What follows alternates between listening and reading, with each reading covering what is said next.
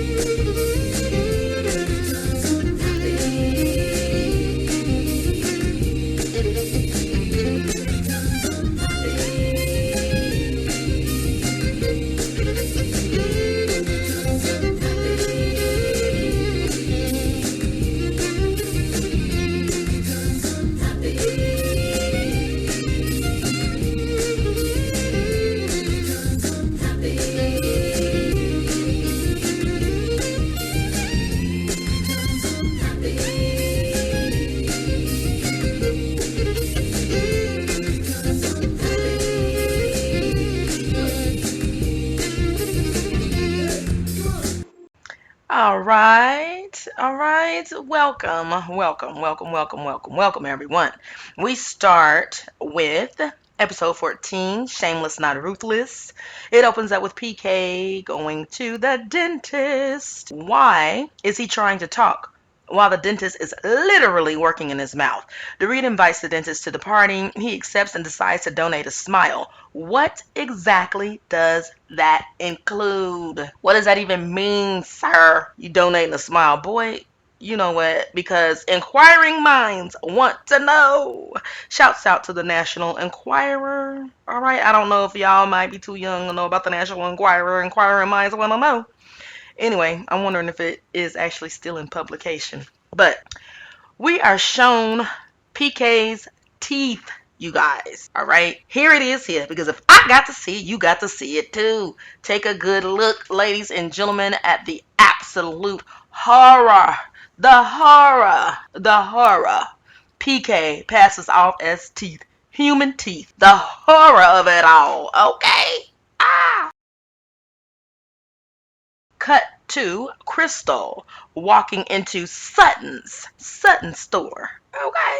Strutting her stuff into Sutton's, which is the name of Sutton's store. Okay. They catch up, and Crystal tells her that she has heard Lisa's side already. That was yesterday. To where Lisa told Crystal she's very angry at Sutton. Cut to Rinna and Diana telling Crystal to get help, quote unquote. Okay, get help, which is for her eating disorder. Okay, because in the previous episode, Dorit said that she had talked to Crystal, and Crystal admitted to vomiting. All right. So, if you or anyone that you know needs help with an eating disorder, please take advantage of this phone number, okay, and give them a call. All right. Now, Crystal doesn't like the pressure that she feels from the lady. Sutton convinces Crystal that the ladies were judging her eating disorder. Okay. Because Crystal specifically asked her, was it like they wanted to help me, or, and Sutton alludes to judgment more than genuine helping. All right. Now, here's the thing, you guys. Let's take a look back at the last episode where Crystal was saying, now this is her speaking about Erica and, Garcelle versus Kyle when they speak about Erica's drinking and mixing medication. In a confessional, they cut to Crystal saying that I like friends who would be honest with me and basically not pacify me and be honest with me about helping me. That's paraphrasing, but that's what Crystal was saying. She wanted some friends who would tell her the truth no matter what. She said something like that. Okay. Now, here we are in this episode where she's saying how Rinna And Diana came to her and told her to get help. And then we see her saying, I don't want to feel this pressure from my friends. Okay, is that not the same thing that's being done to Erica about her drinking and mixing medication, and you said you was all here for it? Ain't that the same thing, girl? What? To me, that's the same thing. I mean, that's the same thing, girl. What? That's the same thing. Come on. And what's good for the goose is good for the gander. Okay, come on. Cut to Diana. Okay, and now it's very clear to me why she's here. She's here to promote her fiance, his Broadway singing career. That's why she's here. Okay, got it. I got it. Okay. All right. Anyway, two times now in this scene she's made reference to him being young, and she also says that he grew up fast when she had a miscarriage. Her insecurities are beginning to show as she speaks and references his age. Then, just looking at that, it makes me wonder, why aren't they married yet? Okay, how long have they been fiancéing? How long have they been prancing around fiancéing? Why aren't they married yet? Because we know they don't have to save up for it. That ain't what they doing. They ain't saving up for it.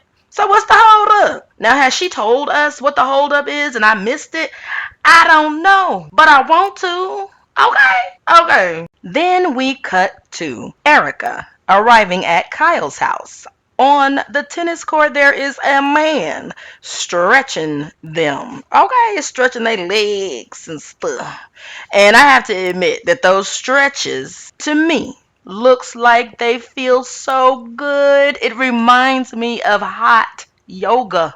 Okay, if you guys have never taken yoga in your life, you still can go to hot yoga.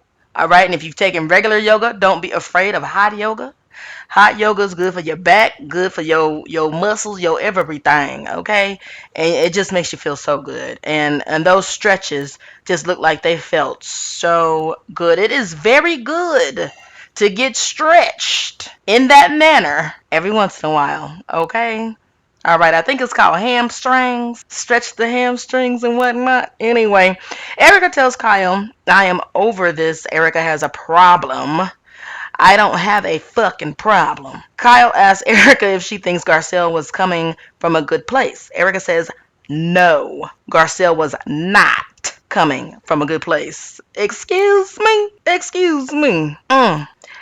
Now Kyle and Erica begin to talk about the charity that Dorit has chosen to back. Okay? It is called Homeless Not Toothless. And Kyle and Erica seems to be making fun of it. They are laughing so hard that Kyle feels like she may just need to send a check instead of showing up because they think it's just that funny. Okay? Homeless, not toothless. She act like she can't even show up to it because she laughing so hard. Now, I'm going to ask you guys exactly what kind of friend is that?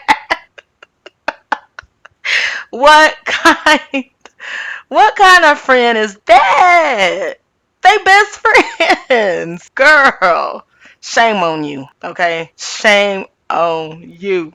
Which I guess is why it's shameless, not ruthless, okay? Y'all, honey, shame on you. Kyle, you her best friend and you laughing like that. That's shame on you. Okay, you guys. So, of course, we have the Bravo montage, the getting ready montage. We are all familiar with that. Crystal tells her husband he can't buy the gold jacket for the party. And instead, she's telling someone who I think is his stylist that he should wear black on black with a gold tie. Cut to Rob dressing himself with a white shirt on. I know as soon as she see that, she's gonna be like, no. All right. So I just feel like we should just cross our fingers and hope for the best. So black on black with a gold tie is what she wanted him to wear. All right. And we're going to see if he ended up following those important instructions or not. I like I said, cross your fingers, hope for the best, because the thing about it is, I do like that black on black with a gold tie look. That would look nice. That would look nice. Okay. Rob is kind of handsome. He kind of handsome. I know he can boogie on down. I know that. So that makes up for any points he may lose in other departments. But anyway, Rob, he's a handsome guy. Okay. Hey, Rob Minkoff, I see you. I see you. All right, cut to Dorit at her house for her charity sponsorship. Homeless, not toothless. PK has a special guest for Dorit. Spoiler alert, spoiler alert. It is none other than Melissa Etheridge. Okay. I am happy to find out she is still alive and active. Okay. She is a two-time Grammy winner. All right. Now she never made it on any of my playlists. That's okay. You know what I'm saying? And like I said, spoiler alert, because at the end we see, big old dust cloud. Not dust, Lord, no, I didn't say dust. I meant smoke cloud. I guess where I live at, it'd be dust clouds, okay? A smoke cloud, and then, the light rises up, and then it's her with her guitar, and just in case you guys are not familiar with who exactly Melissa Etheridge is, she's the one that sing, "Come to my window, I'll be home soon. I'll be home, yeah." Anyway, she sounds something like that. I think I sounded just a tad bit better. I don't know. Anyway, no judgment, no judgment, because let me tell y'all something. I try not to judge people on how they sing, and let me tell you why. Now, the way these women were hollering over Melissa Etheridge is the same way Real Housewives of Atlanta would holler if the smoke cleared and the light was rising and it was Mary J to the Blige. Okay. If that was Mary J. Blige, we'd be hollering, we would be hollering just like they was hollering over Melissa. Okay, we'd be hollering over Mary, okay? And that's just how I feel. Alright, I know I would. Okay, I ain't even getting ready to play. And it was funny as the camera pans over as they reveal Melissa Etheridge, and all the ladies are just acting, they're erupting with excitement. We see Garcelle just sitting there looking normal. And that would be me.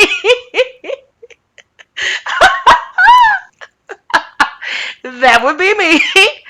But let that swap Melissa for Mary, honey, I'd lose my mind. I would lose it. I would lose it. Anyway, moving right along. All right, now everyone arrives at Dorit's house wearing black and gold, as they were told. PK gets Mauricio a gold Versace belt buckle, but I don't know or understand exactly why. So I'm just gonna say, I guess it's just a just because gift, and there's nothing wrong with that. Absolutely nothing wrong with that. I've given some of my friends a just because gift before.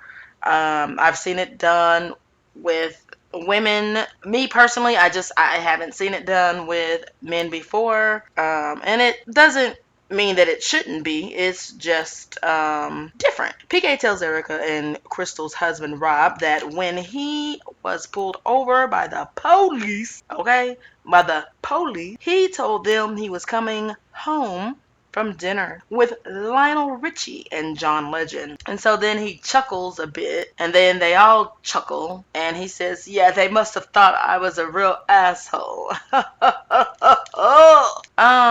See, Dorit, dear dim-witted Dorit, again, here's an example of white and black, okay? A white man having an experience with the police is nothing to even bring up at a cocktail party and laugh about. We wouldn't do that. So it's a difference, okay? Dear dim-witted Dorit, it's a difference, sweetheart. The ladies taking a seat to eat and drink and listen to Dorit's charity purpose. Homeless, not toothless. Kyle goes around to the ladies asking if Rinna told Sutton to get the fuck out of my house. Now, all the ladies say, yes, that's what she said. And Kyle says, well, Rena told me that she did not say that. So then Kyle shouts out from across the table. They have a U shape. And actually, that was really weird to me, because at the head of the table was Dorit, PK, Mauricio, and then Kyle. And then there were tables on each side. Now, looking straight forward at them, on the left was Rena and Erica. And I think Crystal and Rob, and so on and so forth, all right? But then on the right was Sutton and Garcelle, and then Dr. Sadley or Seeley or whoever who was going to donate a smile, which we don't know what that means exactly. Okay. I'm not even gonna try to figure it out, because the thing is, if he wanted us to know, he would have said it. If they wanted us to know, we would know what donate a smile mean. Don't nobody know what the fuck donate a smile mean. Okay, so they don't want us to know. Okay, so it is what it is. I ain't gonna research that shit now. Him and his wife, and then the other, like, I believe those other two women were the actual originators of the charity.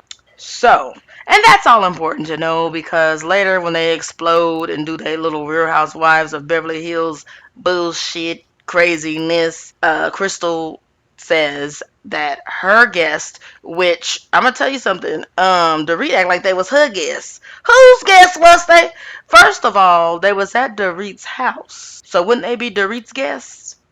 So, and actually, my bad. I think Crystal called them her friends, and Dorit called them her guests. Either way, he the one said he was gonna donate a smile, and we don't know what that even means. Okay, so whether you are a guest, a friend, one of them need to ask you tell us what exactly donating a smile means. I can walk down the street and donate a smile. I smile at everybody. That's a donation. Can I do that on my taxes? Can I get money back for my beautiful smile on my taxes? I don't know. Donate a smile. Boy, what do that mean? Knock it off. Knock it off. Now, going back to Kyle, asking everybody at the table. So I've already explained to you guys the positions of the table, and hopefully I am inserting a picture right here. Anyway, Kyle is yelling out at, Sutton, or she has yelled out at Sutton and Garcelle, asking, did Rena really do it like this? Then she turns and yells at Dorit, did she say this? Then she yells at Rena. So she really makes that circle round trip. And then that starts Rena up. But they do show Rena saying, fuck you, get out of my house. If you're going to talk like this, I think you should leave. Now, all that is a quote, baby. Okay? That's what she said. She went on to say, if you talk about my husband or my kids, I am gonna hunt you down. And that's a little clip that we get. And then she says, I'm drunk. You know what I want to ask? And I'm so serious. If a black woman, you already know where I'm about to go. If a black woman yelled all of that stuff and did the same thing that Rena did, because ain't nobody really, are we acting like she didn't just do that? She said she was going to hunt them down. If a black woman did that, I don't know. Would she have gotten the same overlook? Like, because everybody just seems to be overlooking that aggression. Because that's what I like to call aggression. That's aggressive. Aggression. And no, she's not black. No, she's not dark skinned. But she was aggressive. She is a white woman being very aggressive. She yelled and screamed and did hand motions and said she will hunt you down if you talk about her husband or her kids. So I don't know. I'm just wondering what. Let's look at it if that was substituted with a black woman who said that and did those hand movements and aggressions. Would it be the same? Would we have just brushed over it like that never happened? I don't know. I'm just curious. Let me know in the comments. Then Rena tells Sutton that this animosity can be gone once she apologizes to her husband. Cut to Sutton's Sutton's confessional where she reads the apology text she sent to him. My guess is he didn't even know what the F she was talking about. Okay. Rita tells Sutton she needs to give him a public apology. Okay. In public. Rena yells and says, "What made you do that? When I get that answer, I will let it the fuck go." She is just acting so crazy. Everyone else at the table, they looking mortified. Okay. And Crystal go to Crystal's confessional where she's saying that her friends at the table is texting her saying what the fuck is going on. Rena starts crying, and she says it's because her mom's things were delivered to her house earlier that day. All the ladies gather, and they give her a hug and tell her she's gonna be okay, to where she does the worst acting in her life. And then she turns to Erica and says, "Am I? Am I gonna be okay? Lord Jesus, help us now." Rena, you know what? I'm gonna tell you something.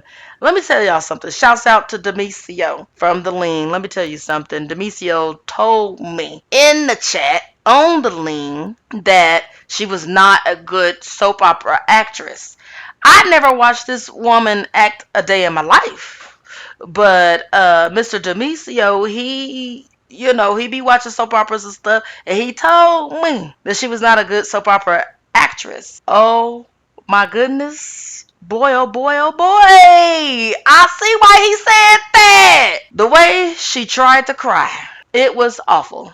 It was horrible. And I am pissed because you should have gotten some real tears from your mama passing. Okay? If my mama were to pass, I'd have some real damn tears. Now, also, it was pointed out, I can't even remember where it was pointed out, but it was pointed out that this was months, which she passed in, I think, year 2020. I did a tribute to her. It is in the description box below, but it's either year 2020 or 2021. But the point of the person who was talking about they said that it had been a long time, even with that scene. It had been a while. Now I don't know all about that because I'm not gonna judge anybody's mourning. Okay, my best friend passed 20 years ago. I still mourn her. Okay, can't nobody tell me nothing about that. Now the thing about it is, plain and simply though, watching Rena go from happy to angry to happy dancing when Melissa Etheridge came out, then to crying, then to apologizing. She was all over the place within minutes. And this is where you may feel like I'm judging, but when I'm sad about someone passing on, it's gonna take me the whole night to get over it. Okay, check back with me in the mountain. Okay, in the morning. I would never, within 20 minutes, every 5 minutes is dedicated to a different emotion. But I mean, I don't know. Some might call that bipolar. I don't know what that's called, but it ain't called realistic in my book. Now that's my book, written by me. Shit. Okay. But I wish her well and everything. And we ended on that note. Her doing her crying thing and fake acting, because then she look at Erica talking about, "Am I okay? Am I okay?" What? Girl, bye. And on that, bye, y'all, bye. Thank you so much for watching. Okay. And I am going to remind you guys that we still need to be coming in and washing our hands. Okay. Because stuff is out there. All right. I don't even want to say C19 no more. They calling something the monkey. And you could fill in the rest. I don't know how YouTube is getting ready to take this, because they done banded us if we talk about the C19. And so, I ain't gonna say the monkey and the rest of it, but wash your hands, okay? And just be safe. Still be safe. And I know we're all getting comfortable, but let's just all please just be safe, okay? Please, please, please, please, please, please. Just be safe, all right? All righty. You guys have a wonderful rest of the weekend or week, whenever this finds you. All right? Enjoy. Bye.